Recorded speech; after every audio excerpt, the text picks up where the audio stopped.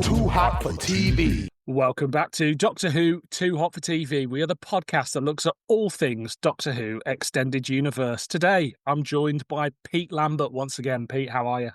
Hello, Dylan. I'm good, thank you. I'm in the mood for this. This is going to be interesting. Wait, actually, why are we doing this? I mean, I'm sorry, that was sincere. Both of those comments were sincere. You can feel both those things. You're hot when you're cold. And in a way, that goes to the core of this subject, I think. Well, it's been an interesting listen, and I don't think we're doing anything like, it's not weird, it's not controversial. It's just two Doctor Who stories from Big Finish that we may have some opinions on, such as the nature of the podcast. So why don't you tell everybody what we're covering? Well, the grist to our mill, the episodes that we're looking at, and people might spot a pattern, is Bang Bang a Boom, Sylvester McCoy, and Bonnie Langford, and the Juggernauts, Colin Baker and Bonnie Langford. And the overarching theme, and the thing that brings these together is, I'm trying to think of the right name, but it's like how the UK learned to stop worrying and love Bonnie Langford. Because people don't know, you youngsters don't know what it was like in the 80s. Her name was a punchline. She was beloved of very nice old grannies who wanted little girls to be nice like her. Yeah. But like the reaction in the school playground when her casting in Doctor Who was announced was it was carnage at my school, particularly among the girls, teenage girls, because she had been, well, we'll go into it later, but yeah. There's a case to be made that Bonnie Langford is the most famous person ever to have appeared in 20th century Doctor Who. In fact, that's me. Here I am making that case. It's a close one. Pertwee, obviously, is well, they're all, the first three are all big names already, but in their own fields. But literally everyone's granny knew Bonnie Langford. Every 6-year-old knew Bonnie Langford. Oh, she's that screamy little child who did that thing where she threatened to be sick in the 70s. And I'd never seen that. I'd never seen Just William, but it was so big that as a kid in the 80s, it cast a shadow. You knew about it. Whenever any girl was being annoying, the other girls would all call her Bonnie Langford. It was a brutal time. So when I got into Doctor Who in 1989, obviously I was like 7 or something, so I wasn't aware of fan opinions, nor did I care. But one of the earliest cliches and fan opinions I remember hearing, either from my dad or my Uncle Kevin, was, oh, you don't want to watch the Colin Baker era. He's crap and Bonnie Langford's in it. Now, I don't think he's crap, and I don't think she's crap either. But there was definitely, up until the age of 15, 16, no, probably a bit later, probably until my 20s, I definitely knew that Bonnie Langford was the worst Doctor Who companion, because that's what I was told, and it's just one of those sort of fan myths that sunk in, and that it was there. I think one of the issues, I mean, it's such an intersection. Her Wikipedia article is insane. There's just so much information that she was so famous, so little. She won Opportunity Knocks when she was a toddler, and then she had she starred in the Bonnie Langford show years before she decided to spend what was ultimately like 20 weeks of her life doing Doctor Who in the 80s. She was so big, such a big name, that when you look at it down the lens of Doctor Who, it's like, oh, suddenly she's the first companion that Doctor Who fans are suddenly being horrible about her. And I was digging through some old 80s fanzines, late 80s fanzines, and it's just in the current. It's just like if something seems like a bad idea, someone writes in about something being a bad idea, and the editor just replies with, "Blimey, it makes Bonnie Langford seem like a good idea." Yeah, that was just where it was parked. But the thing is, that wasn't Doctor Who fans doing that. That was the United Kingdom doing that. That was just there's some funny clips which Is it funny? It is. No, it is funny. In an 80s mocking, cruel, vicious, spiteful way, kind of funny. Jessica Martin doing the parody, Bonnie Langford parody in the mid-80s, where she like does a song with Little Miss Showbiz.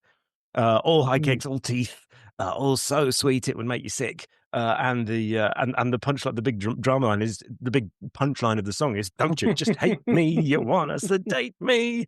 And it's like, that's not Doctor Who fans. That's the world. But she was so talented and so good at what she did. Yeah. He hastens to jump in, and so that her ascent to national treasure status now seems so obvious. Because how on earth could she not be a national treasure? She is amazing. She's the most entertaining people you could possibly see on a stage. And I've had that privilege myself to see her do her one-woman show a few years ago. In fact, on the day that, and at the end of it, she went, "If you do remember a little show called Doctor Who, you might want to watch tonight." And it was the day that the Power of the Doctor went out with a surprise cameo. I love that. It's a weird thing that, so my girlfriend is 9 years younger than me. And when we got together, she was like, she learned the horrible truth that I like Doctor Who. And bless her, of her own accord, she went and watched the new series and had a great time. And at some point she was like, "I'd love to watch like a documentary. I just want to understand." And they did, around the 50th, they did like Doctor Who's Greatest Moments or something like that on BBC Three. Trashy sort of TV, but you get the gist of it. And it's the perfect sort of viewing for somebody like her. And then a clip came up and she went, "Bonnie Langford was in Doctor Who. Let's watch that one." And I was like, "I don't think you want to watch." Anyway, she never did.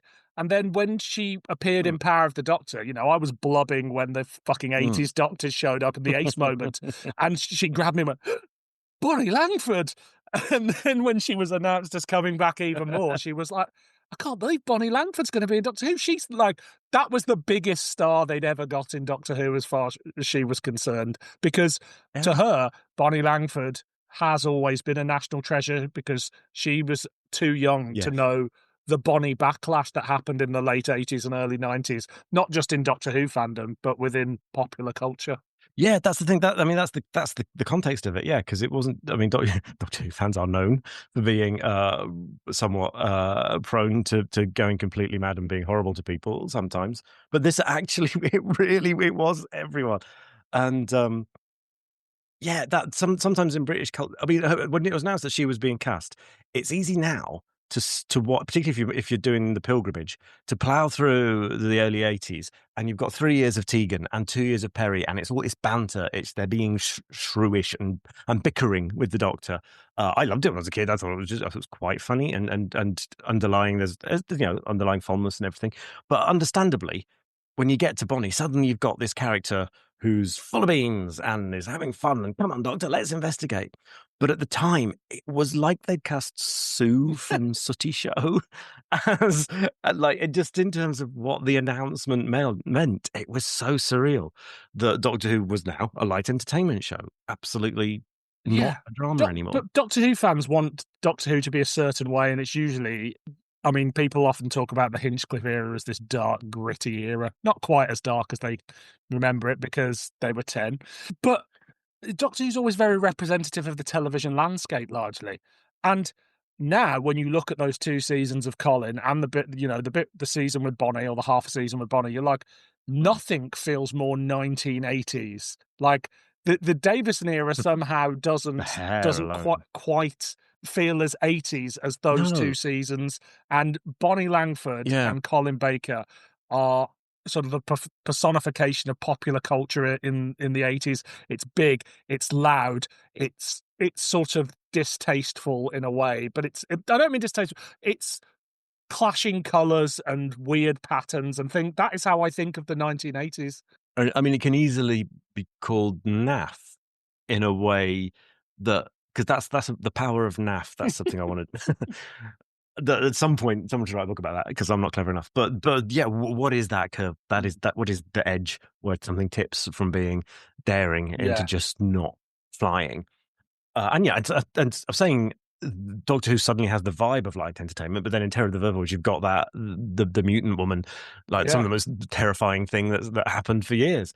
So it's not cut and dry, but it's just such a blast of a completely different ingredient for Doctor Who to be made out of. And she is playing a character. Yeah. She does have her softer moments, but she is written as this 1980s gym enthusiast. She's meant to be Bonnie Langford, but it's not Bonnie Langford the woman. It's Bonnie Langford the child. You know.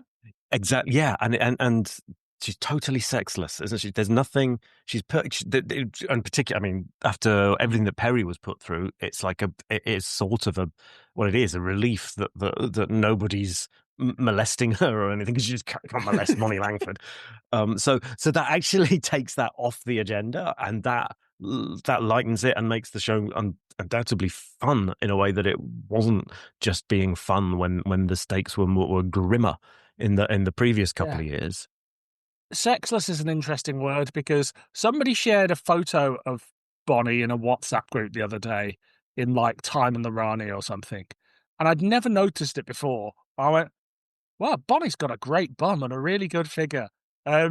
Because Bonnie is somehow however my brain works. My brain goes, "Oh, Perry, attractive, sexy woman," but you don't associate Bonnie, and of course she's a beautiful woman. But my brain has never associated the word sexy with Bonnie Langford. No, she's she's just not in that zone. It's the difference between a I don't know, play school presenter or something. It's just, no matter how wonderfully sculpted your figure is, you just get put somewhere where that's not on the agenda. Which is so I could see, that was all part of the reason for being a change. But those pictures of her and Colin on Kirby wires, it was just like, nobody looks sexy on that. No, nobody comes well out of that. And it's and that's how they were promoting Doctor Who's coming back after 18 months. Yeah, that thing of whether Mel really that really exists as a person, or is it Bonnie? In the same way that when Ken Dodd is the Tollmaster, he's Ken Dodd. It's Ken Dodd. The clipped down version, even in the extended version, they even had him using one of his catchphrases. I can't remember which one. But one of his, so tickled to see you, or something like that. It's just him being him. And Bonnie's being hired by JNT to be his version of Bonnie Langford, I think, because the script profile for her, the character biog famously begins with the line, "She's one of those irritating young women," and like that's your first line. Yeah. But you love her; he clearly loves her, and that's gonna, and she gets.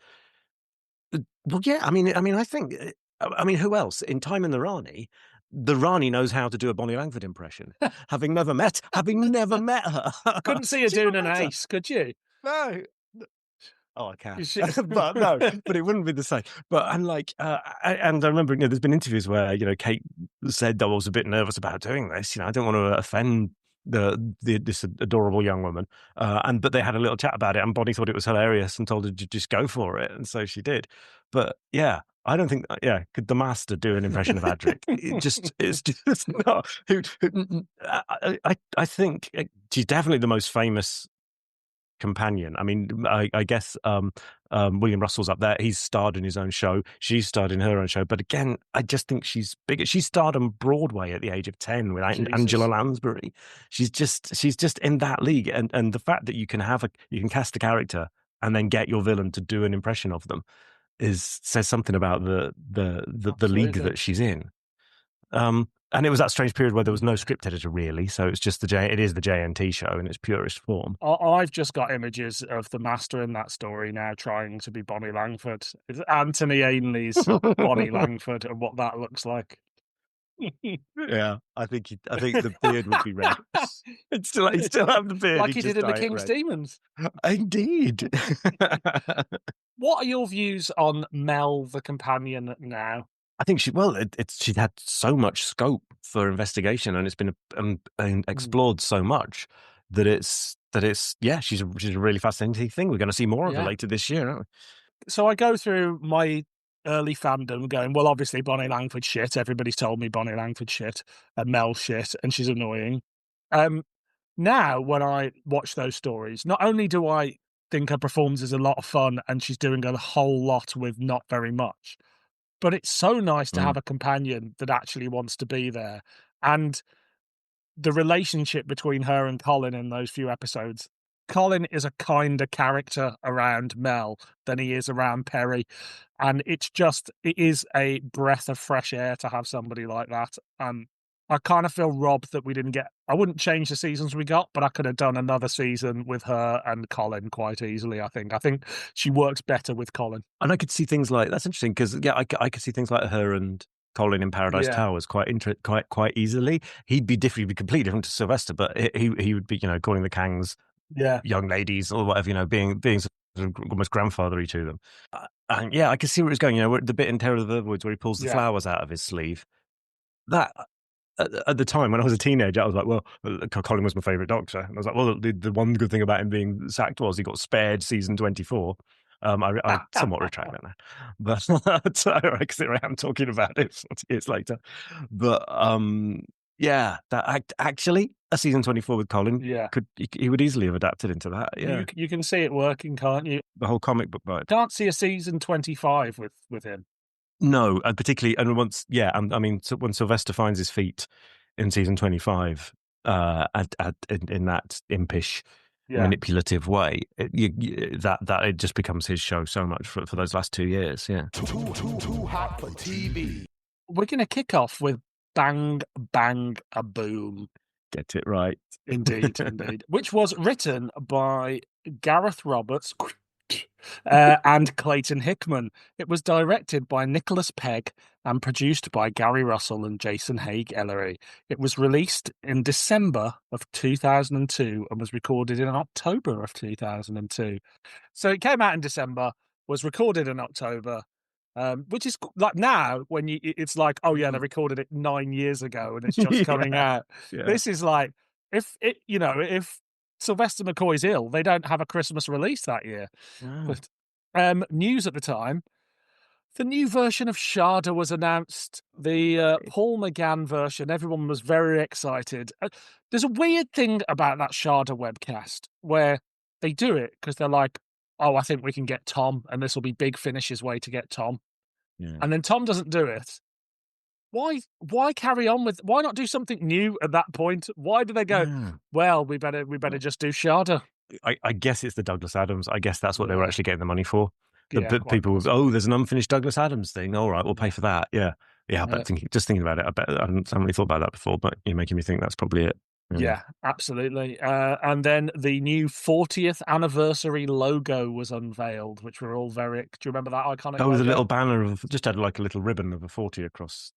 Oh no, the H is a 4, isn't it? Yeah. I'd forgotten about it too. Mm-hmm. And finally, do you know who Liz Hurley's favourite Doctor is? I don't. Well, of course you don't, because you weren't reading the November 8th issue of the free UK newspaper Metro, which featured an article entitled "Celebrities Behind Closed Doors," which revealed Liz Hurley's been on a shopping expedition to Harrods buying DVDs, including The League of Gentlemen and Doctor Who. She told the staff the Time Lord was a great favourite, but only with John Pertwee. Then releases at the time, we had the Time Lord collection on VHS, which was just all the stories featuring Time Lords repackaged. Oh, right. I think it was one of those sort of W.H. Smith's exclusives or something like that. Yeah. Real Time was released on CD. Blue Veils and Golden Sands was first broadcast on BBC Radio 4, which was about Delia Derbyshire's life. And Short Trip Zodiac was first published, and the comic strip was Oblivion, featuring the 8th Doctor, Izzy, and Fade. Izzy was my favourite companion of the 90s. Izzy the fish. She's great. I mean, she's great. Who does a lesbian fish? No, I know, a lesbian fish with that sort of floppy hair. It was just the zeitgeist. Indeed. And she was originally designed, wasn't she, as to be something that, for Doctor Who fans or love a girl like Izzy. She's a bit grunge and she likes the X-Files. She's cool. She is. She's cool. She's 90s cool. Yeah, but we're not here to talk about 90s cool. No, we're here to talk about noughties / 80s cool. Too hot for TV. The Doctor and Mel arrive at the chaotic Deep Space 8 during the Intergalactic Song Contest, where political tensions between the rival worlds of Angvia and Golos threaten the peace talks. After a shuttle explosion kills its occupants, the Doctor takes the place of the station commander who was on board the exploded shuttle.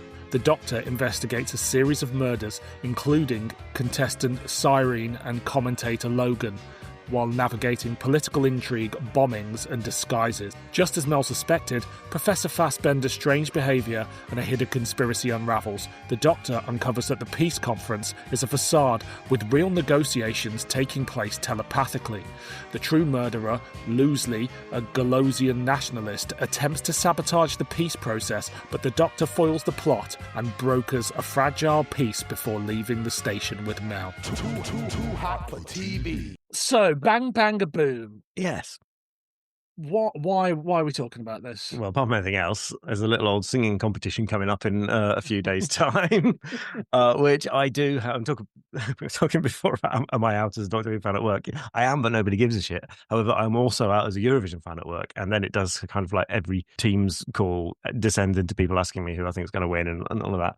And similar. Well, I like naff things that are produced by public service broadcasters that have been running for decades and that sometimes go into the doldrums. There are parallels. So we're doing 2 Bonnie Langford stories, and basically I wanted to do a funny one and a straight one, and because this journey that the character of Mel has been on is fascinating. There was like her first. Because I don't think she ever got to be a companion in the comic strips, did she? Because she was... No, I don't think she did. I mean, she was in... How many episodes was she in? 14 plus 6. She was in 20 episodes, which in the old days wasn't many. Now it's like 5 seasons, but... That's the entire Shooting Gatway era. It is, isn't it? God. But only 20 episodes for a companion is next to nothing. You know, Liz Shaw got more than that, and she was seen as famously shortchanged. Yeah. So people sort of did steer very clear of it, and there was that whole 90s period where Doctor Who got too silly in the 80s. It got too light entertainment, and so she sort of epitomised that. But then Millennial Rights, I remember coming out as a missing adventure, where she's done up as Bride of Frankenstein with next to the newly constructed Canary Wharf Tower. And that was, I think, the beginning of people. Oh, actually, there's something to do here. And then when Big Finish come along, I don't know how they got her. I want to know. I've dug around and haven't found. Yeah, I'm not sure either. But I know that Gary Russell was very keen on getting her quite early on, and it took a few years. I think, it's Fires of Vulcan, which must be the 15th release or something. I can't something like that. Yeah, and I listened to that too the other day before doing it because I wanted the content. I didn't want to just do her first one because it's very dry. Fires of Vulcan. It's good, but it's very weird doing a serious historical drama here. This is the massacre. Yeah, and the Doctor's very brooding, and but she does get filled out in a way that she never was on TV. She gets a little bit of innuendo. She gets mistaken for a prostitute.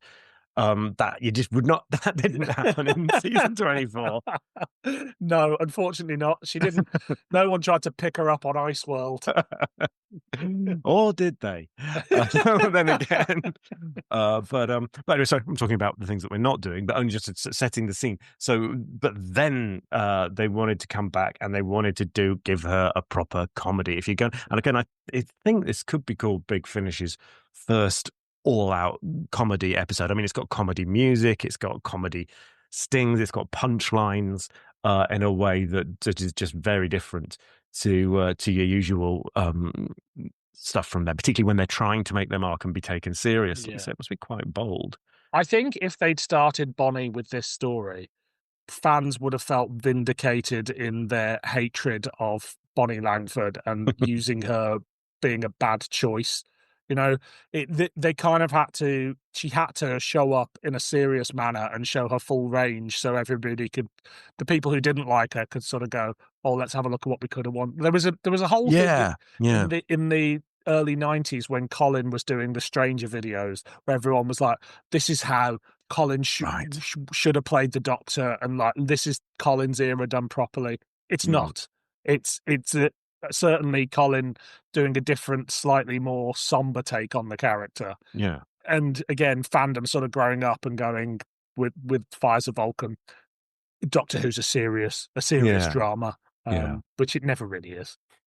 Haven't you seen Time Flight? Tell you what, Time Flight handles the death of a companion far more sophisticatedly than Doctor Who did last week. I mean, at least they're sad for 30 seconds at the beginning of the next episode after Adric dies. He's completely forgotten about that one. Anyway, who dies? Who dies? Spoilers. I've not seen it. I'm not going to see it. There's a fake. So there's a fake companion in Bell's first episode, the first episode of the new series. Right. There's a woman, what's she called? Something 55. It's not Orphan. Sophia 55. It's not that, but it's something like that. And she and the Doctor are in the middle of an adventure that Belinda gets drawn into, and then and she and the Doctor have been traveling together for months and having a wonderful time, and then she gets killed. She gets zapped, and the Doctor takes a moment to cry, as he does every week. Sometimes it's because he's dropped his crisps. This time it's because his best friend's dead, and then it's just never mentioned again. And I'm like, everyone's been slagging off Eric Saywood for getting it over and done with at the start of Time Flight, but look, they're still doing the same thing now. Right. Good to know. I will. That will get cut. I've just realised. I've jumped. Fact-loving fans will be shouting at their radios because, of course, they did the One Doctor before.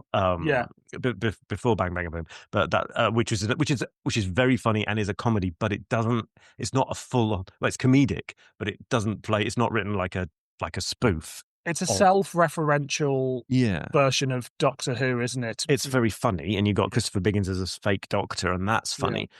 But it hasn't got wah wah wah music and stuff like that, which this has. This is Doctor Who done as an all-out comedy. I remember this coming out and being very disappointed because the One Doctor was a fucking belter, and we're not going to get into the Gareth Roberts of it all. He's a very bad man, but he has written some Doctor Who that I really like, including the One Doctor. So this was like quite a hyped release for me, and I think there was a bit of a buzz of like, oh well, Roberts and Hickman are going to do like the Christmas specials, yeah, and they're going to be fun and irreverent and sort of it is the Christmas. Yeah, I hadn't thought of that. Yeah. Of course, it's mid-December. Yeah. And then we get this, which I remember being very disappointed with at the time, and I was really hoping that coming back to it, I would find some newfound enjoyment in it, but I still just don't like it. There's something off with it. And we'll get more into that. But can you remember your reaction first time round versus now? Yeah, I first time round, I'd love I thought the concept was funny. I was amazed by the cast. I mean, you've got Graham Garden, like one of the goodies, in a fairly small role, really. Yeah. And it's a huge cast. Yeah, Patricia Quinn, Nicholas Grace. In fact, I read somewhere that they managed to get a bigger budget for the cast for this one. Right. So they could afford some A-listers. There's 16 cast members in this. And the usual number is between 8 and 10, I think. So they've really, I mean, Patricia Quinn's in it, as you say, Graham Garden. And it's just a really well put together cast for what it is. Yeah, and I think the trouble is maintaining the jokes. Yeah. It's a sitcom. That means it's got to do something funny. Has got to happen once a minute at least. Yeah. And it does start to lag a bit. Particularly, and the episodes are all like 30-minute episodes as well. So it does lag a bit. And you've got the Mars Attacks music that happens every time something funny happens. Yeah. Funny and spacey happens. And these little punches. It's funny the first 2 or 3 times, but they do it every time. Yeah. So it does. It starts to grate after a while. I find a lot of the humour grates. I can see what the joke is, but it's not sort of laugh out loud funny. And it's the same type of humour again and again and again and again. And which is basically, isn't Star Trek silly? Isn't the murder mysteries that happen in Star Trek and Doctor Who, aren't they silly? And isn't the Eurovision Song Contest silly? And I think there's probably the Wogan. The guy doing Logan is like, I mean, he's doing exactly what he's been asked to do, clearly, but like it's not very funny to start with, and then he has to keep doing it and keep doing it.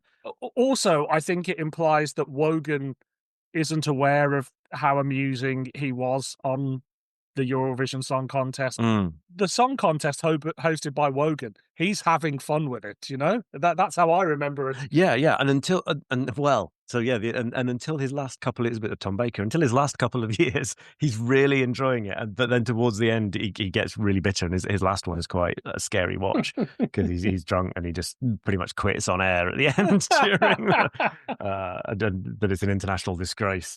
that Russia have won. It was the only, which, fair enough, it is the only time they ever won. But the woman who's doing the spoof of Barbara Bain from Space 1999 with the dry voice is so perfect. Which was Sabina Franklin, she's called her now. She's been in, so that's not a name I knew, but then I looked at her CV and she's been in everything. Right. And she's, I'm Dr. Eleanor Harcourt. Yeah. And you can just hear them giggling at their typewriter as they're spoofing away. But ultimately, yeah, it's the Intergalactic Song Contest. Isn't a plot. Yeah. It's so you've got murders going on. Yeah. Well, I think they go, we're going to do the Intergalactic Song Contest. And then they realise themselves it isn't a plot. And actually, most of the song contest stuff happens in episode 4 because there isn't a full story in it, which will be quite interesting to see how Doctor Who handles that as we discuss this in a few weeks' time. But as this goes out, it will have happened today. Hey. So, are you a Star Trek fan? No, but then I say that any normal person would ask me a question about Star Trek, and I would probably answer it, and they'd say, "You're obviously a fan." What I mean is, I don't know who wrote which episode, but I did watch I've watched all of 20th Century Star Trek at some point, at least once. So to that extent, yeah, I like Star Trek, but I've lost track of it completely now. You like it more than a lot of people. I'm the same. I like Star Trek, but I don't. Again, I couldn't name the authors. I've not seen it all. I've seen the whole of the classic series. I really like Spock and I really like the films. I've seen those multiple times, and then I've seen bits of others. But apart from that, I don't know the ins and outs of it like I do Doctor Who. But to a normal person, I'm a Trekkie. Exactly. Yeah. How do you think it handles this spoof? Well, it gets off all right. I think it gets going okay, but then they're doing the Mars Attacks music. There's some, and there are some funny jokes at the expense of Doctor Who cliches that made me laugh. Like they're talking about Doctor mentions two races who hated each other, who have been at war for centuries, and Mel goes, "A dislike for the unlike," and the Doctor goes, "No, actually, they're both just pretty horrible." Which just like that's a little gag at the expense of a Doctor Who cliche. But again, that's episode 1, and then you're kind of running a bit out of steam quite quickly. And so Patricia Quinn shows up and just vamps it up to 500. Is she over? I mean, of course she's overdoing it. Is she overdoing it too much? Would it be funnier if she? But I don't know. Yeah. And then there's the squeaky voiced aliens who are obviously meant to be Alpha Centaurian. Maybe they just couldn't get the rights. It feels to me like it's trying to spoof Star Trek, but at the same time, it's spoofing The Curse of Peladon or something like that. And we've already had the Doctor Who spoof last year, and it was fucking great. It's kind of the same joke done to Star Trek, except the jokes aren't as good. Because Star Trek's so sort of serious and earnest a lot of the time. Yes. That you can sort of mock that a little bit. Yes, that's got a bit of mileage. But it's not 4 episodes, so I don't walk away going, that showed those Trekkies how shit their silly little program is. And they've just made a couple of obvious observations that, I imagine if French and Saunders did a Star Trek parody, they'd probably throw those cliches out there too. Yeah. There's the whole thing of the Doctor being seduced by Patricia Quinn's character, and the whole thing about the pits of anger, and that being at a time when that was unthinkable. Was probably funnier then than it is now. I remember it being quite shocking at the time, but not necessarily liking it. Whereas now Doctor Who's a right shagger, so as you say, it doesn't seem so shocking. But it's funny that it's the season 24 McCoy, very specifically that one, because it's sort of. I mean, I don't think Doctor Who's a particularly sexy character in the classic series, but sort of the most sexless version of the character is the McCoy 24, if that makes sense. Yeah, he's a children's entertainer. It's just so that's why him and Mel are too similar. Yeah. For them to have the same chemistry that he could have that his character could have with Ace, where they're the opposites. They've got that oppositeness into them. And then part 4, they explain the plot and who's been doing what, and it just goes on forever. This really, really long explanation of what was happening all along. But it's the same trick Roberts uses in The Unicorn and the Wasp, where it's like, you did it, and then it talks about the reasons why they're the killer, and then it's not. That's true. I've forgotten about that Yeah. parallel. Yeah, but I think but with that, it's got the visuals. It's cutting. It's zooming. Yeah. You've got visual, not well, sort of gags, but not no, visual hits of the camera can zoom in and the camera. But when it's just being done by reading out a list, Yeah. it's not as. It's got the timing of like a really strong visual director who, and it's done in a Saturday night way. This is about 15 minutes of an audio story where you're just like, this gag was funny the first time you did it, but like, actually, like, I feel like I'm wasting 15 minutes of my life hearing you repeat it again and again and again and again. Yeah, where the joke is supposed to be the repetition, but it's like, yeah, no, stop repeating, please. I mean, the conclusion, the Doctor wins the spoilers. The Doctor wins the Intergalactic Song Contest by playing the Spoons, which is not a song, although you don't technically have to have. I mean, I can't really apply Eurovision rules to this. You certainly don't all stand up and sing your national anthem before you go on to do your song, which is what they do, purely so that they can put in a joke about "I Will Survive" being the anthem of Earth. Yeah, so that everybody, the audience, all sing. At first, I was afraid, and then it cuts away before they have to pay anyone any money. Yeah, but that again, that's a gag. Crowbarred in. So how is the Eurovisionness of it? Because I'm not. I mean, I watch Eurovision, but I'm not a huge fan. I watch I should say I watch the finals every year. You know there are semi-finals, so that's something. Because a lot of that was like, one year at work, I was like, didn't get into the main show, but managed to get a ticket to the rehearsal for the semi-final. And like with perfect comedy timing, I got to say, two people sat next to you went, "There's a semi-final," and the person on the other side went, "There's a rehearsal." That's funnier than this. No, there's nothing. I mean, and in a way, that's frustrating because as I could have written them some Eurovision jokes, I can, and it would have been like the movie Will Ferrell, who did his Eurovision movie a few years ago. That actually was moderately respectful of the way that it was. I mean, respectful. I mean, it so that it could hang jokes on things that are actually part of it. But this but this doesn't bother with any of that nonsense. And like the voting is the main thing at Eurovision. It's about data. Just like Doctor Who fans waiting for the overnights. It is exactly the same. And in this, the vote, they just say, "Oh yeah, you won." There's not even and there could have been comic potential in that they've not explored because they've run out of time. There is definitely a fun Doctor Who plot to be had with Eurovision. Our listeners will find out in a few hours' time. But, with the voting and political posturing and things like that that happen through it, the effects of international politics on things and tensions. And then there's the whole backstage, the whole drama of one, your song can't have too many explosives going off in it because the one before you's got explosives going off, so yours has got to be different or whatever.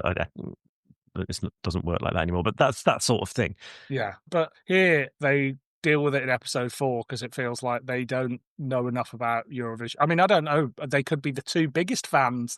Yeah, but they just decided not to. Because that's the thing. Yeah, we're going to call it we're going to base it around, and the title. You got a title.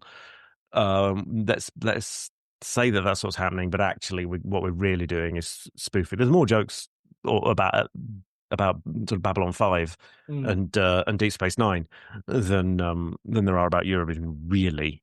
Absolutely. How do we feel about the the Seventh Doctor and Mel relationship here? It is interesting because she keeps pointing out to him. She's given this, despite the farcical nature of the whole thing. Mel is the level-headed one. Mel's the sensible one. Bonnie isn't doing silly, wacky things. The Doctor keeps wrapping things up and saying, "Well, I guess that's all resolved then," and then there'll be a record scratch sound effect, and Mel will go, "Just a minute, Doctor, you've forgotten about this," and she'll correct him. She keeps the story on. So they clearly love Bonnie Langford, and they clearly want to give her stuff that she can do that she could never do. I mean, we were talking about Mel earlier. I forgot to mention Mel is the first character since I think Polly to not have a surname used on stage, used on screen. Used on stage, that's a slip of the tongue. But she's just Mel, that'll do. Yeah. And although it's in a press release, there's just no depth to that at all. So in this, at least, Mel is wise and sees through people and is written as the clever. She's written as the clever one, isn't she? I think this is playing to her strengths of comedy timing and things like that. It's playing to but as I said, it's that season 24 Mel, and they've gone. It's a self-aware version of that season 24 Mel, I think. Yeah. And they quite specific, and it's specifically set straight after Paradise Towers. Yeah, which I think is her best story, but on TV, because that's the one where Mel, she's actually a bit snooty towards the Kangs. yeah. And I like that. She's actually that's a character coming through rather than just Bonnie Langford turning up and being fabulous. Absolutely, and she has that nice plot where she's nearly eaten by some lesbians as well, which is always fun. Lesbians who make cookies, who make cookies, call them cakes, yeah, and force their victims to eat them immediately prior to slaughter, which is just stuffing them, basically, isn't it? And McCoy as well. They must have briefed him specifically that it needed to be played in that Paradise Towers guise, because you can see it's not like a performance that he gives in any other Big Finish around that time, and he becomes the brooding Doctor almost as soon as Big Finish start. Like, there's never any thought to go, oh, maybe we'll make him a bit more jolly, a bit more season 24. So he must have. I wouldn't be surprised if they said, before you come, just watch an episode of Paradise Towers or something like that, because I can't imagine he was watching that often. No, and this is his seventh. I'm just flicking through the list, not counting Sirens of Time. This is his seventh Big Finish audio, where he's the only Doctor in it. So it's kind of, does it take that long for them to feel confident enough to go back, and also to stop? I mean, I guess the thing about him and Ace being cut off in their prime. As soon as you get the license to do more Doctor Who stuff, you just want to do more him and Ace. And Sophie Eldred, of course, will be biting their hands off. She loves it so much. I can see why. They want to be confident that they've got that audience who go, because they're still we've had the Paul McGann movie, but essentially they're the last Doctor and companion of the full running classic series. So in some people's minds, and certainly in the press, it's the man who was the lead when the show went down, and isn't the McCoy era crap? And I remember when the series came back, there were loads of gags in the press about, like, the punchline was always, and it was a great series, not Sylvester McCoy. Colin Baker had ceased to be the punching bag. It became McCoy for many years. And in fact, I remember starting a job in my mid-20s and admitting I was a Doctor Who fan. And somebody said, oh, well, do you like all the Doctor Who? And even though it's not true, I said, oh, yeah, apart from Sylvester McCoy. And she went, I knew you were going to say that. And it's not true. He's my favourite. Yeah, it's weird pressure. The way they can do that. Although, to be honest, he was my least favourite, so it was true for me. Nobody needed to tell me that. There we go. But and the contrast back to Fires of Vulcan is it where which is what's that? That's the 12th release, and it's him and Mel, and in that he is very much seasoned. He's brown coat Seventh Doctor, whereas but paired with Bonnie Langford, kind of just playing a companion. There's nothing Mel about her really, but it could almost be her first ever appearance as this new companion called Mel. Because they've basically let their hair down a bit with this. Well, and after the success of the One Doctor, that would be why. Yeah, absolutely. But it's interesting that I didn't look at any of the reviews from the time, but Clayton Hickman was editing Doctor Who magazine, so I can't imagine it was too scathing of this. But it's interesting they don't do the Christmas special again for a long time. Like, they do these two. And I guess it sort of feels like, well, the first one worked really well, the second one not so much, so maybe we'll avoid that. And after this, they do comedy sparingly, and I think that they need to try and get them right, because I think they know that the fans they're aiming at that point will have difficulty accepting Doctor as a comedy. But it's this weird thing of, like, that particular type of fan would love season 16, 17 Doctor Who, which is quite comedic. Yeah. But they'd be the first people to go, oh, I don't like comedy in my Doctor Who. There's something about, like, a generation of fans where Douglas Adams' comedy is fine, but everybody else should take Doctor Who seriously. I don't know. Yeah, I think it's that self-contradictory aspect of that sort of thing. I guess it's just human nature, isn't it? But yeah. Like, for example, for me, I think the Robert Holmes era is funnier than the Douglas Adams era. Like, I'll be laughing a lot at, like, season 14, and whereas season 17, I'm more like, okay, yeah, I see what you're doing. I mean, Robert Holmes is a funny writer. He writes funny characters, but they're less punchlines, are they? That it like the humor is sort of more contained, I guess you'd say. But we talk about the Holmesian double act. They are very much a comedy duo whenever you have them, be it the Rebus operation with the graft Vindicay and his whatever the old man he hangs around with is called, or be it the classic sort of Jago and Lightforce. Like there is comedy in those pairings, or his last one, Glitz and Dibber. Yeah, I mean that's the thing, that classic Holmesian double act thing. Basically, what people say, he writes good dialogue. That's literally what that means. You get that's it's just two characters interacting in a witty way, and their interchange tells you things about both of them that they aren't necessarily saying on the surface. And it's like that, and that's so hard to get right. And with other less talented writers, Stephen Moffat will instead be writing dialogue that tells you how good at writing quips the writer is. And I don't find that funny. Do you think this works overall as a script, as a piece of directed audio? Like, is it... we're both being quite negative, but is it a well put together thing? Yeah, more than I expected to. But I'm suppose what I'm saying is there a funnier version of this that they could have made if they just tried harder, or if they just landed things right? And I don't know. Well, I kind of think there, because it's not as funny as The One Doctor, basically, is it? With The One Doctor, it's a subject matter they both know so well, and there is so much. Like, I think I would find it easier to write a Doctor Who spoof than I would a spoof of anything else, because I know the idiosyncratic bits of Doctor Who and all the things that I find preposterous. Whereas, as I said before, this feels more like an outsider's point of view of the two things it's trying to spoof. But, as a fun little murder mystery, if it was an hour long, I think I'd probably go, yeah, that was quite fun. But it's not an hour long, it's 2 fucking hours long. So, yes. Yeah. Hamstrung by the format. It doesn't achieve as much as it was clearly intended to. Yeah. We've talked about the cast. Is there any other performances within the cast that you wanted to highlight? The guy who plays the pop star, Nicky Newman as Anthony Spargo. No, Anthony Spargo as Nicky Newman. I don't know anything about him, but he's got a role of being, so he's the pop star who's representing Earth for the song contest, who in a sort of parallel to Mel and to the Pex situation ends up paired up with Mel for quite a bit of it. And he does his job, and he's got a role that isn't inherently comic, unlike all the other characters. But I mean, I think every scene with Graham Garden in, he's funny, and there was an interview somewhere where someone said in the recording they were worried about that he might not, is he going to get it? Is he going to like it?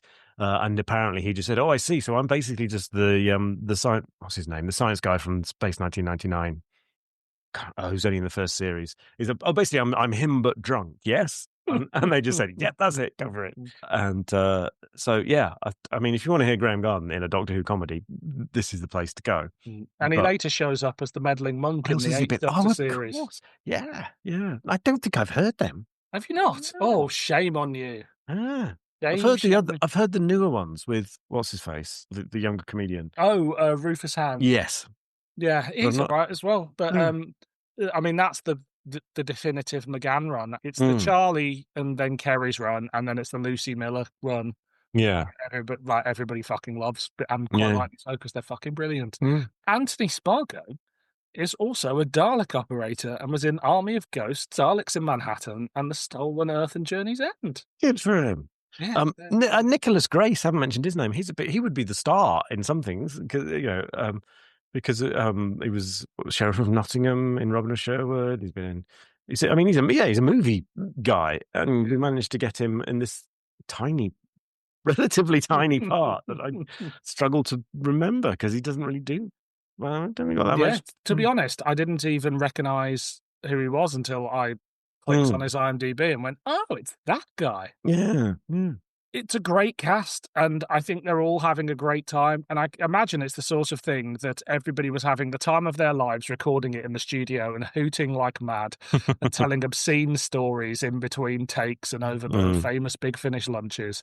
But actually, the end product is a bit more subdued. I've worked on things like that though, where every comedies where we thought every take was a banger and we were having such a great time making it, and then it's on TV and you're like, oh, this isn't nearly as fun or as funny as I thought it would be. Yeah, funny.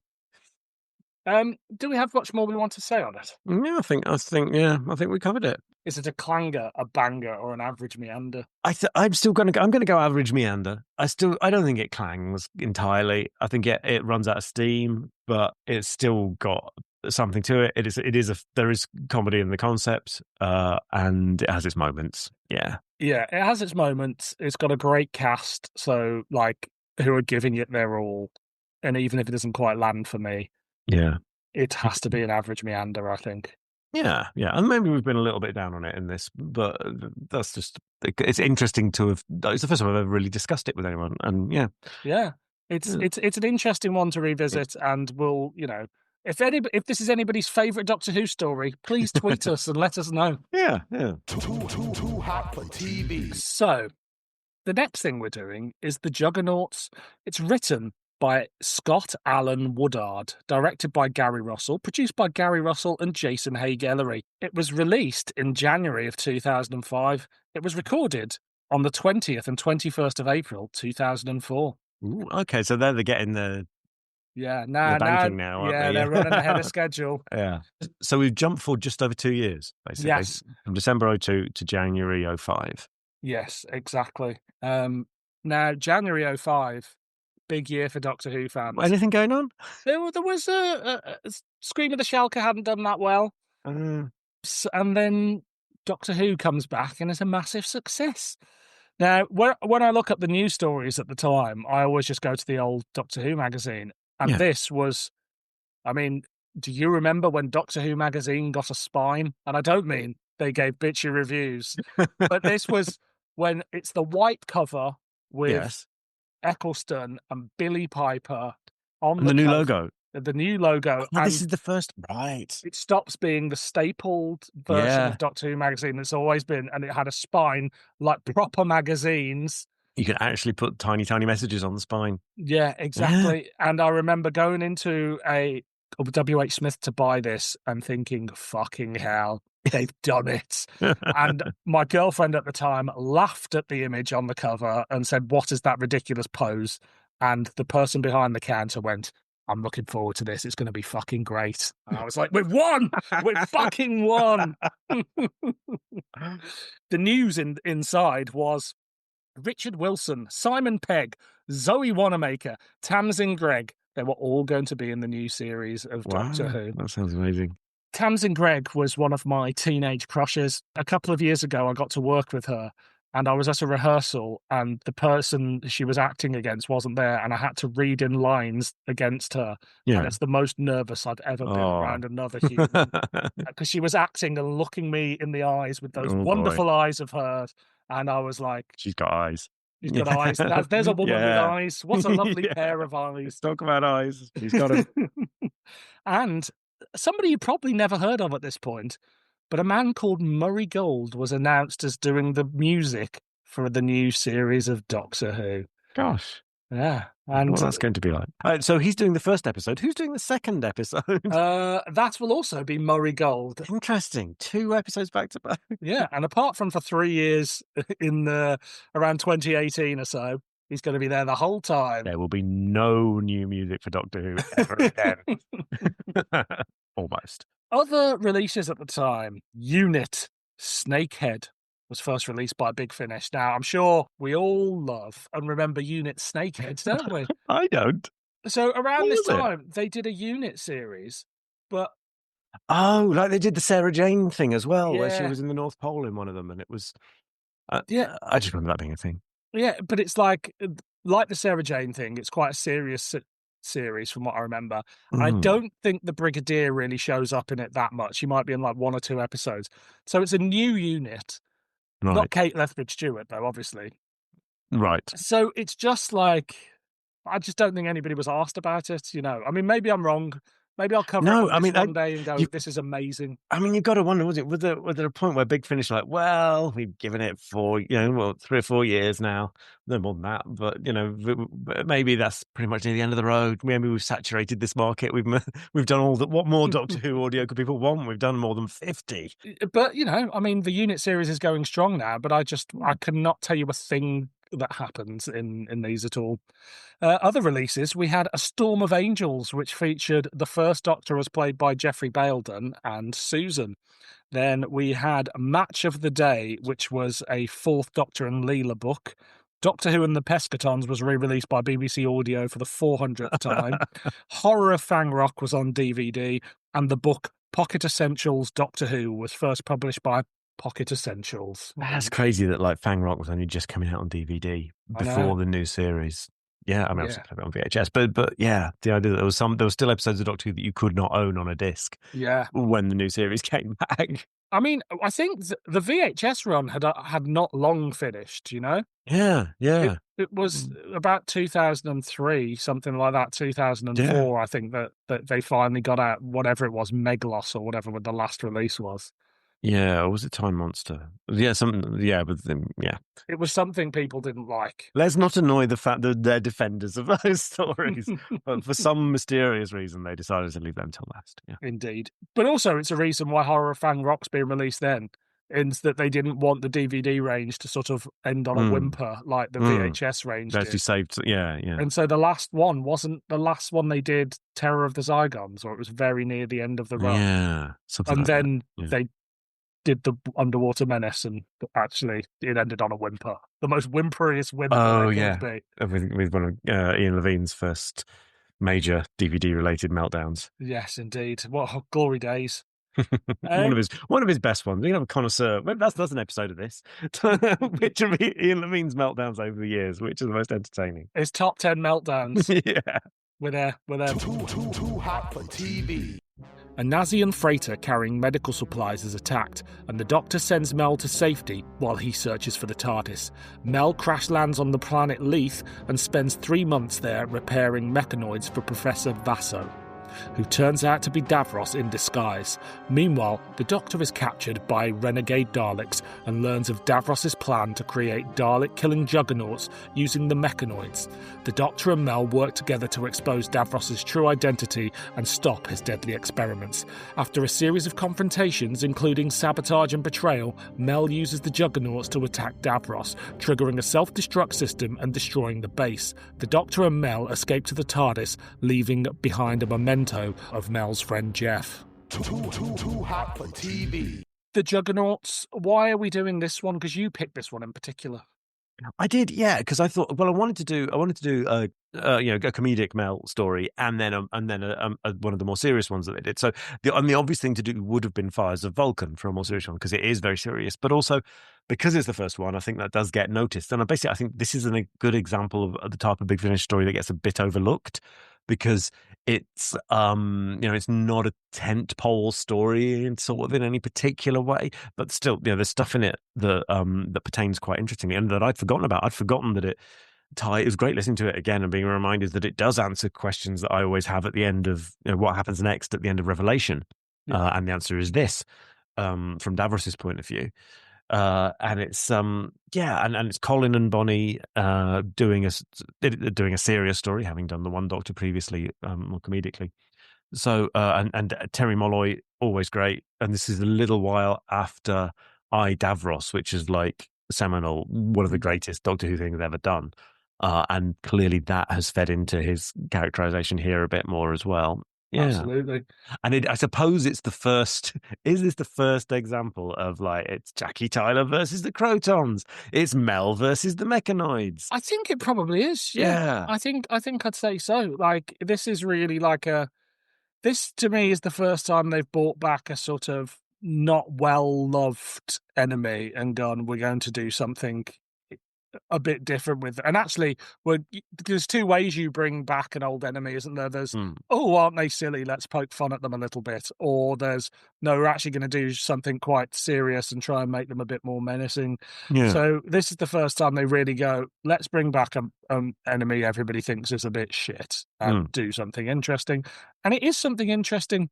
I don't think this is the greatest Big Finish story ever, but it's at a time also where I remember this era of Big Finish, and I'm sort of a little hazy on it because Doctor Who's coming back, and it's on telly, or it's not quite on telly, but it's nearly on telly, and all of a sudden these things seem less important, and the big arcs have sort of happened in the in the Paul McGann ones, and we've had Zagreus and stuff like that. So it's all of a sudden, for me, Big Finish feel a little less relevant and a little less must have. Yeah, and it stops being the primary thing for performed Doctor Who. And this one comes after a run of McGann's, doesn't it? They've done a series of, I think, about 6 McGann's in a row. Yeah. And then we've got this coming in as the past Doctor story coming back. And this is the last time that Nick Briggs gets to do the Daleks on audio before he's actually being the Daleks on telly. So his Dalek voices in this are much more diverse. Yeah. Because the way that it was in Dalek made everyone go, that's it. That's how the Dalek should always be. My impression, which might not be entirely accurate, but the impression in my mind is that when listening to this, there's slow Daleks, there's highly strung Daleks. It's that thing that you would always get on TV, particularly if there's only one person doing the voices to make them distinctive. Yeah, which you don't get. I don't think you get as much of once people feel that he's absolutely nailed it in Dalek. They just stick with that. But also you've got Davros has made these Daleks which, from the way people react, it's great having Mel react to the Daleks for the first time. Yeah. And not being sure what they are. So the Doctor, it starts with her being bundled into an escape pod. The Doctor's on a crashing spaceship. He can't find the TARDIS, but he's going back to find it and jettisons her so she'll be safe on the planet. And then she ends up having this life, settling in for a few months with all these people at this base. And we never really see Doctor Who tends not to be in the classic series. We don't think of it in terms of months or things like that, or years. Like maybe there's Marco Polo happens over quite an extended period of time, but that's so early on and it's lost, so no one talks about it in that respect. But like Doctor Who shows up and has an adventure in sort of 24 hours. That's the model of classic Doctor Who. Yeah. They might have a nap, or it might cut to the next morning, but Doctor Who stories are hours or days. They are not months and months and months. And it's quite a new series thing to separate them in that way, and to go, oh no, she's led a life for months and months and months. I think that's quite an interesting way to tell a story. It also gives a neat sort of period for the character to evolve off screen, if that makes sense. So you can sort of go, the Mel you meet in Fires of Vulcan is influenced by the time she spent off planet having to be an adult and sort of fend for herself in this world. Yeah, and she's basically working in an office. There's a guy who's got a crush on her, who she likes a bit, and maybe it's going to go somewhere, maybe it isn't. Normal people stuff, which she never got a moment to do anything like that in season 23 or season 24. And the idea of a companion potentially having a romantic involvement with someone is something that we're going to get used to, very used to in the years ahead. But that's still fresh. That's still an unusual thing to have happening. And because they've been there months, it has got legs. It's not just meeting someone and immediately Murray Gold telling you that they're in love with each other. It's although actually one comment I will make about this is not a comment I often make. I think it's somewhat lacking in music, in terms of quantity. There's not much music, and there's big battle scenes towards the end where it's just lots of lasers, and there's no the music that there is. There's very atmospheric musical bits that they've got, and whenever they deploy them, they're good, but there's not enough, and it's a bit too. That was one thing that I thought. This there isn't anything rousing about the music here. No, I get you, and I mean it is pre-Murray Gold, but this feels like a classic bit of television in that respect, in terms of how they use the music. And there was something missing from this that made it not quite as exciting as I wanted it to be. And I think you're right. I think it is that music. Perhaps I do need to be told how to feel by Murray Gold. That's it. Yeah, come on, make me feel something, Murray. For the first time in my life, I didn't feel anything until Rose was broadcast. And that funky drum and bass running music, and I was like, my life's an adventure now. And Doctor Who fans discovered the existence of emotion. That's which people have widely regarded as a mistake. So yeah, it's the Daleks are asking the Doctor for help plot, which feels quite familiar now, but again was not at the time. Yeah.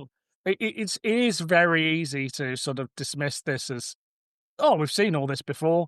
But when you realise it's before the new series, we've seen it since. This is actually quite ahead of its time, and it's, we're past the point of the rehabilitation of the Colin Baker Doctor in the eyes of certain fans in terms of what Big Finish are doing. Like, I think at this point everybody accepts a Colin Baker story is going to be of a certain quality. Yes, he again. Yeah, that's a good point. That this is the period where he felt like the current Doctor for quite a long time. And he was topping polls, wasn't he? Yeah. What a turnaround. Lovely. Yeah. Good for him. And there's a nice moment in this where I had to think for a minute where the Doctor's coming round from being knocked out and he goes, "Oh, Evelyn." I'm like, hang on, what? Oh, of course. Yeah. Because this is him doing a rare story before his whole Big Finish, his wonderful Big Finish pairing with Evelyn. So Mel, I almost wanted, this is a little bit of a joke at the way in Revelation, Perry sees a Dalek and goes, "Doctor, what was that? It's some kind of machinery." The Doctor's not told her what Daleks look like, or she's not shown her a picture of them, although she's heard of them. And in this, at first, it's like, why doesn't she recognise, Professor Trommeley? What's his name? Doctor Ross Vad. What's his name? What is he called? What's his alias? It's quite funny. It's an anagram of DR. It's DRV. It's very the master. It is, isn't it? Yeah, Het Remzat. Who could that be? But she, Professor Vasso. That's it. And or is it Dr. Vasso? No, but he's also a doctor. Yeah. So that Dr. Vasso is an anagram of Davros. Yeah. And there's some hypnotism thing going on, isn't there? So that she's not seeing him as he really is. Yeah, like a perception filter. So no. Before we invented them, but that's exactly what it is, isn't it? Yeah. And so Mel gets to be charmed by him and to like him and to think he's quite a good boss, basically, isn't he? I mean, I quite like him. I'm like, I like this version of Davros. Give me more of that. But then gradually we discover there's so the Mechanoids have just been found in this planet, haven't they? They were already there, preparing it for human colonization, and then Davros has taken them over. And but also Davros has made some Daleks, but they're crap, which I think, and that's what. So the cover is striking and brilliant, an early example of the genius of Lee Binding, with Davros. You can just see the top. You can only just see the top of his chair, but he's in a Necros Dalek coloured chair. Yeah. And there's a Necros Dalek behind him and a Mechanoid, which looks like it's white as well in the same colour scheme. Except the Necros Daleks actually aren't in it, so that's a slight because people talk about these Daleks as if they're the junkyard Dalek from whichever one it was that starts with Remembrance. No, the Chibnall one. Oh, I mean the scrap metal Dalek from Resolution. It's the New Year one. Yeah, people sort of go, "What's that?" when they see the Dalek, rather than looking scared by it. So I got the inference from the performance that they were seeing a crappy knocked up Dalek, unless they're just seeing the Daleks and thinking they look a bit crap. Or maybe they're seeing the ones from Revelation, which do look a bit shoddy compared to the ones it's just the props stories either side, isn't it? Yeah. So maybe it's that, and Davros goes, "Well, next time I get them out, I'm going to have to spruce them up a bit." Although on the cover it's you say the Necros ones, but the Necros ones, these ones have got the Remembrance plunger. Oh, and Necros ones don't. They've still got the old school. They got the black plunger, and the Necros ones have got white slats on gold grill versus gold slats on white. Okay, yeah, thank you. Yeah. Get off my podcast. But you're right, though. I think of them as being Revelation ones. There's just something about that's how I envision. Because that's where they debuted, particularly if you were watching at the time, or if you're watching it chronologically. Yeah. They were such a strikingly different look. White Daleks? I know. The definitive Dalek of the classic series if you're a child of the 80s. Oh, What do you think about how this ties into established continuity then? Yeah, because there is that big gap. Davros is arrested by the Daleks to be put on trial, which is like, okay, Daleks have a justice system. Does he get legal aid? They've got a parliament later on. That's true. Yeah. What haven't they got? Like, and so the Dalek and art in the Daleks. Yeah, There's like sculptures in their city. Which Dalek actually made those sculptures? Yeah, they have little paintbrush and an easel. I like to think they got an easel instead of a gun. I like to think that the Khalids made it and they're just not bothered to get rid of it. That's my thing. Oh, they might do. Yeah, that figures. Yeah. So how does Davros go from being the prisoner of what end up being called the renegade Daleks to being in charge of how does he get from revelation to remembrance? And this slots into, I'm sure that I know there's loads of other Big Finish stuff around it, but this is to do with that ship that he was on with the Daleks being shot down and crashing, and him managing to turn some of them into his servants, but then not enough, and then finding the Mechanoids. I did think that, like, I didn't get as much Mechanoid out of this as I wanted. I remember them being more present. Yeah, the episode 3, there's a little bit of them, but I mean, they are boring to listen to. What? They can that can still be enter. That can still be that can be menacing if it's done when it's done, it is. But the idea that Mel has programmed them, I love the fact. I mean, she's basically programmed them in Sinclair Basic, and that's fantastic. That's why they're so crap. But then there's it's a horrible revelation. We're not bothered with spoilers, are we? No. But except it's kind of the most obvious thing imaginable. Also, and I don't know why anyone is acting remotely surprised that Davros has been putting human brains inside the Mechanoids to use as processors. Yeah, which is like actually the most obvious thing for him to have done. So, I like which episode is it? Ends with the Doctor discovering that there's Daleks on the base with Davros and going Dalek, and then he's shocked. That's kind of a bit weird. Yeah, it's like the Daleks sent you. Davros is there. He crashed on a ship full of Daleks, and you discovered there's some Daleks here too. Yeah. I mean, you should never be surprised for them to show up. No. I like what they do with Davros, and there's something about the Malloy Davros, and I don't know, it's not just because of their sort of relationship at conventions, but I associate the Malloy Davros with the Sixth Doctor. There's something about having this slightly more, I mean, at the time it felt more bombastic and outrageous version of Davros, but Julian Bleach said, hold my beer. The more amped up 80s version, I think, works so well with Colin's bombastic Doctor. Like, they really feel like two of the same sort of minds on different sides of the coin in a way that I don't think the Ainley Master particularly works fantastically well with Colin, but like Davros feels like his equal, and I mean, also like Revelation is probably the best story of Colin's run. Yeah, and that scene that he's underused in it because he was too busy doing it. JT had him doing Panto, but for the recording block. But that scene he gets with Davros is great, is wonderful. And I think Big Finish pick on that, and that's why there are some great Sixth Doctor and Davros stories throughout the run, including here. Like when those two are in a scene together, I just want more of it. Like, they work so well together. There are some interesting. I noticed that the writer of this is American, and Scott Alan Woodard, his name is. He did a few other bits and bobs, and not all that many. He's not a name I was familiar with. No. He does Absolution, and he wrote one of I Davros. So he's which I guess that would have been before this. Yeah, I think. And there's a comment from Colin Baker's. Spotted he was American because he had the Doctor saying "gotten" and he changed that. But that was the only moment where it was apparent. But there's some really nice dialogue in it. There's a comment about Davros has copyrighted the Juggernauts. He literally says that I've copyrighted the name Juggernauts. They're not. What do you mean Mechanoids? And someone I can't remember who it is it Mel who says Daleks. Where did you find these? In a jumble sale. Yeah. Which is the bit that made me think, oh, hang on, that's not that. So they must be, maybe the Daleks are meant to look a bit crappier. But then there's some phrases that Davros uses that are a bit odd that I just jotted down. At one point, he says, "You do not know the half of it, Doctor." Oh, interesting. Yeah, that is quite an Americanism. Yeah, or even, I mean, like an ordinary personism, even like somebody. But yeah, you do not know the half of it. Yeah, that's not that. Or at another point, he says, "Hear me out, please." I'm like, that just misses. But it's interesting that it's so noticeable when it does, because the rest of the time it doesn't. I'm doing that in brackets complimentary, because there's just a couple of phrases that really stand out as being not quite it, but that's because everything else actually is really fluid and works really well. But I buy Davros doing the copyright thing because he's a malicious businessman in this environment, and he was in Revelation as well. Like, it's a natural, like, he's smart and adaptable to whatever environment he's put in.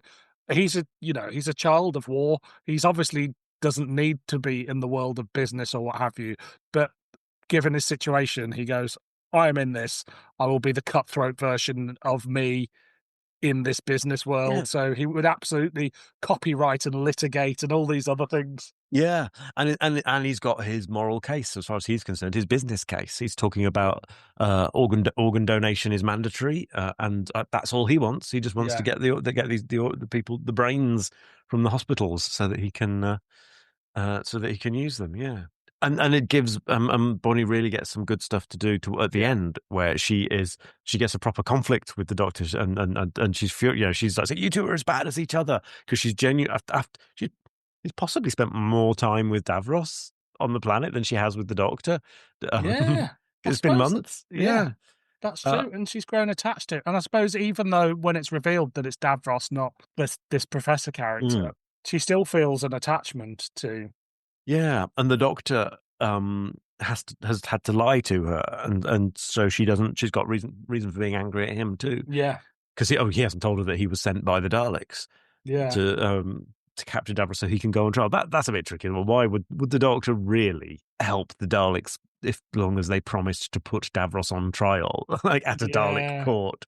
I think Crown Court Dalek edition, a Dalek with a wig, with a little judge's wig on. I think it's more that he just needs to get back to Mel, and that's the way to do it. And the Doctor would make promises to the Daleks to stop Davros, but then he'd want to go and then stop the Daleks as well.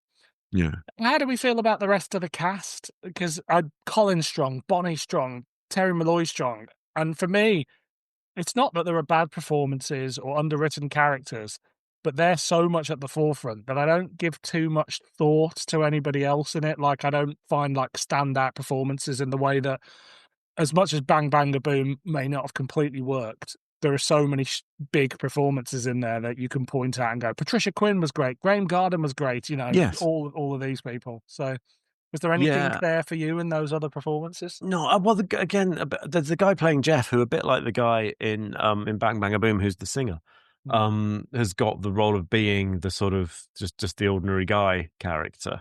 There's a scene where he identifies a woman's body during an autopsy, and after he's identified it, it's revealed to you that it's a headless body, and he could reckon, but he still knew who it was, which was kind of a rather a bit of Eric Sayward level dark humor, which I quite liked.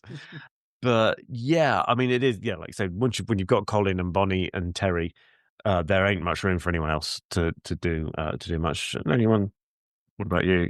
Yeah, no, it is just like it's those three, and quite honestly, I could listen to those guys in any Doctor Who story any day of the week. I think that there's such good chemistry between the three of them. I just think it really works, and I love what they do with Mel, giving her a bit more of a story, giving her that conflict with the Doctor. Colin's on fine form. Davros is great. And the way Terry Malloy plays the Professor character, he is a likable character. And you kind of want to go, you kind of don't want him to be Davros. You want him to be this lovable character that perhaps, you'd... Is that the real Davros? Yeah. Yeah.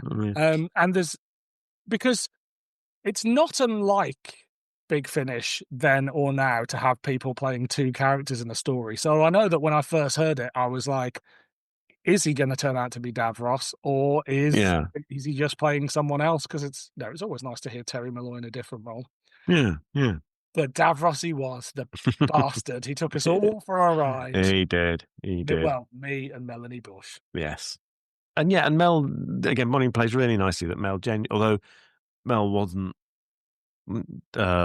never quite went with Jeff's advances, she nevertheless was fond of him, and his spoilers, his demise clearly moves her and upsets her. And there's a bit where she actually turns to the Doctor and just yells at him to shut up at one point. Well, not yells at him, tells him, just tells him to shut up because she's doing something, which was never something that she would have got to do on TV. Yeah, absolutely. Is there much more you want to say on it? No, I think we've given that one a good juggling. Indeed. Juggling Juggernauts. Is it a clanger, a banger, or an average meander?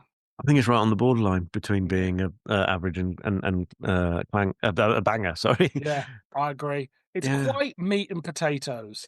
Yeah, no, I think with these two we've pretty much topped and bottomed that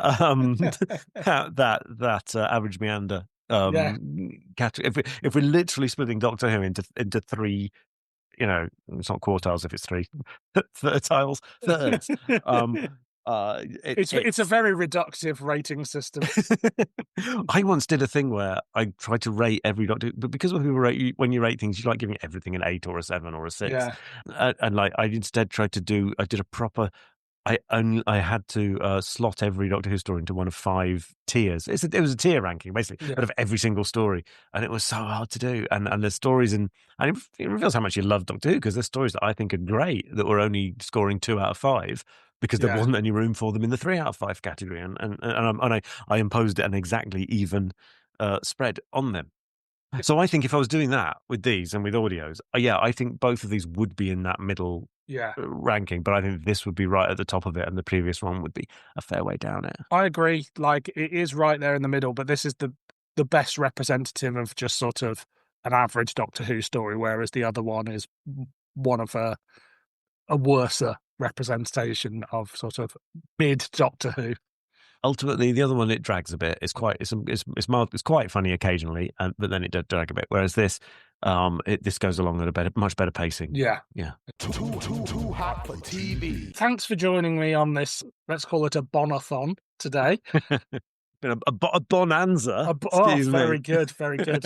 Excellent. Do you feel like walking away from it, Big Finish have done some good work with Mel, and they've expanded the character in ways that the TV show didn't? Oh, absolutely, yeah. And it wasn't an obvious thing to do, in the sense that it was, 90s Doctor Who fandom was so about Ace, and there was so much more that Ace could have been. Whereas doing this equivalent for Mel was equally as rewarding, and it has as much scope for exploring in different ways, and so exploring a comic potential and exploring a dramatic potential. It's really good that they did both. Absolutely.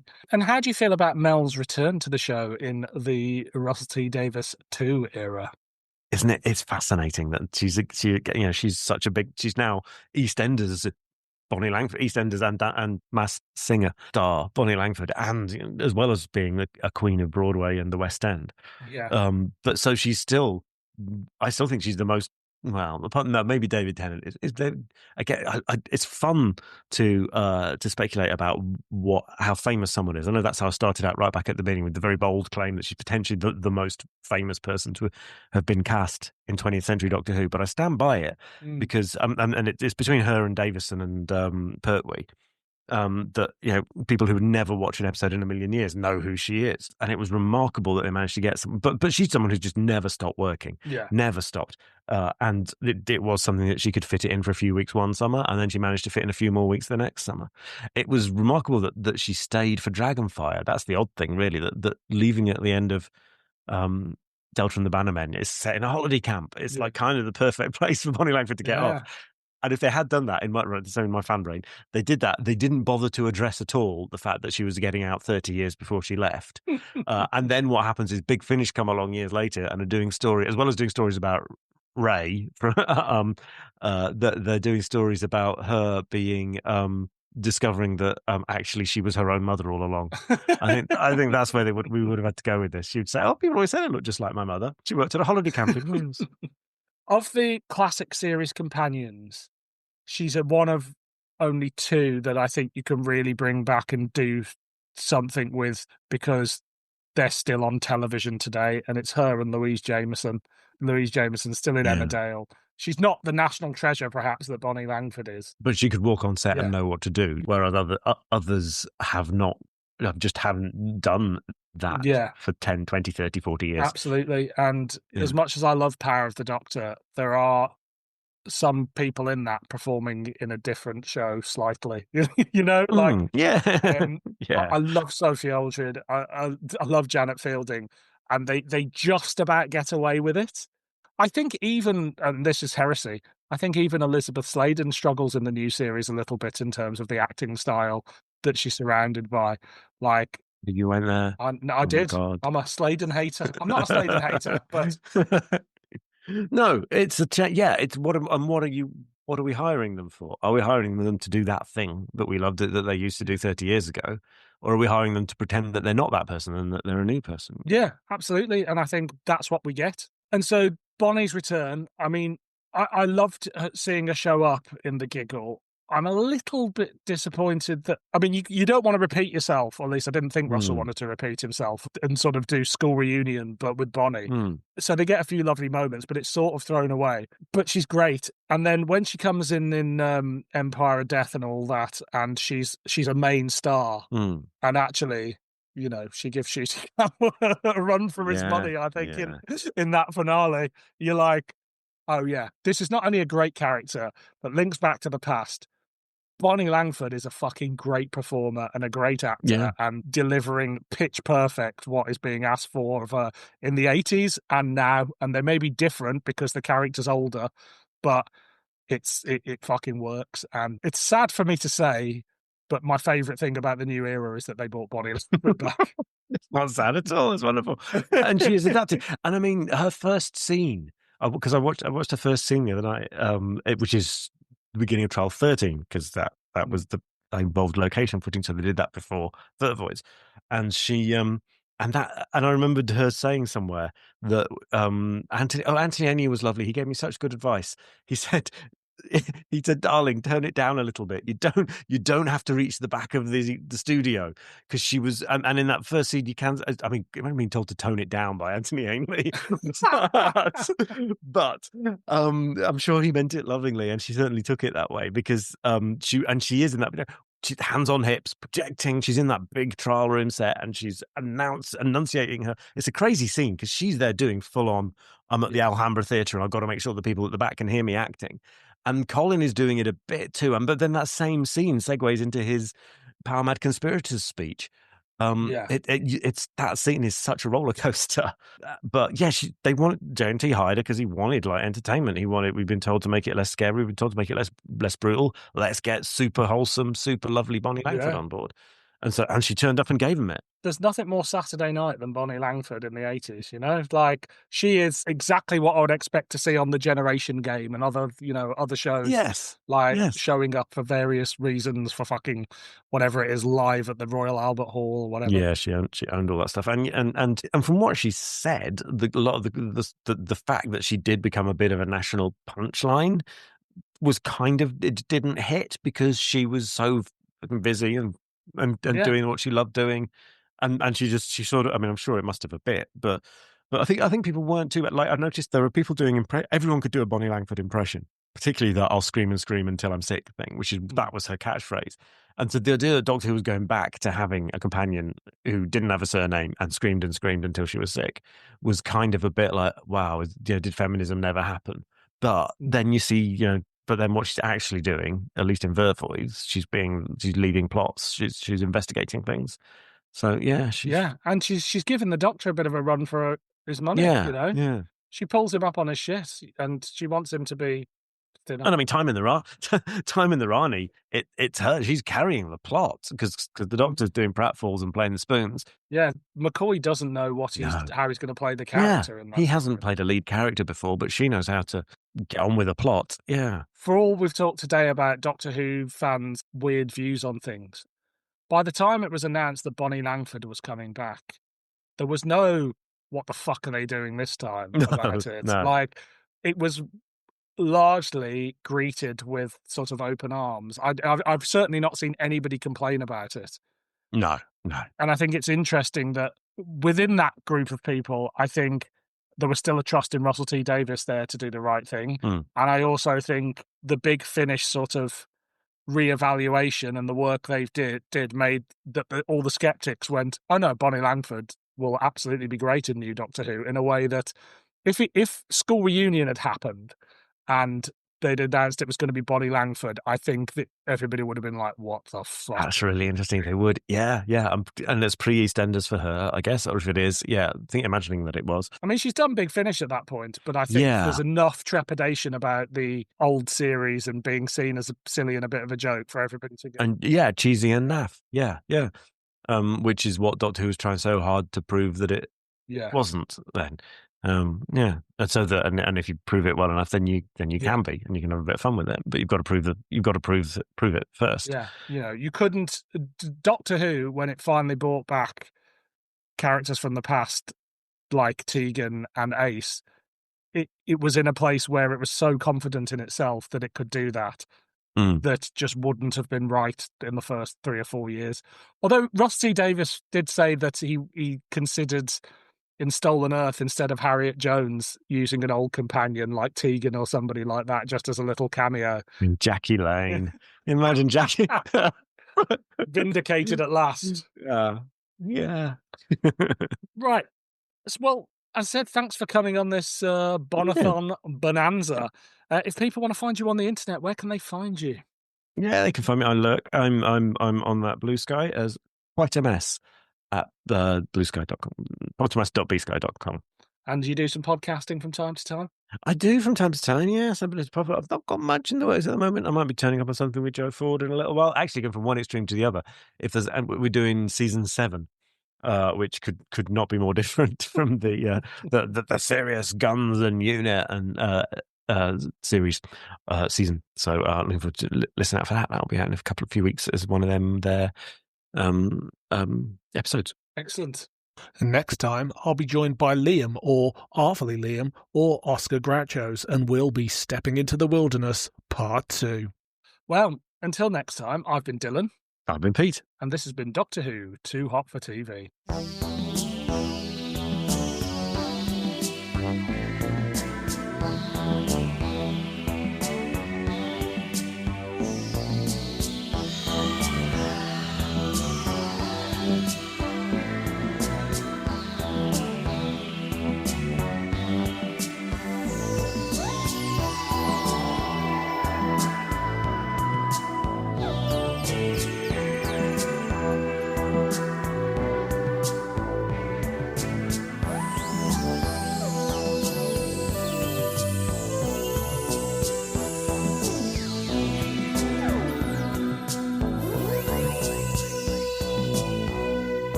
Too hot for TV. And we'll all know who Mrs. Flood is.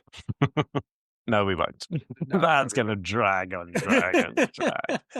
Well, the thing is, we say it might go out. It's going out, but it might not have gone out. No, if the FA Cup goes into overtime. Yeah, which it will. Which it always does.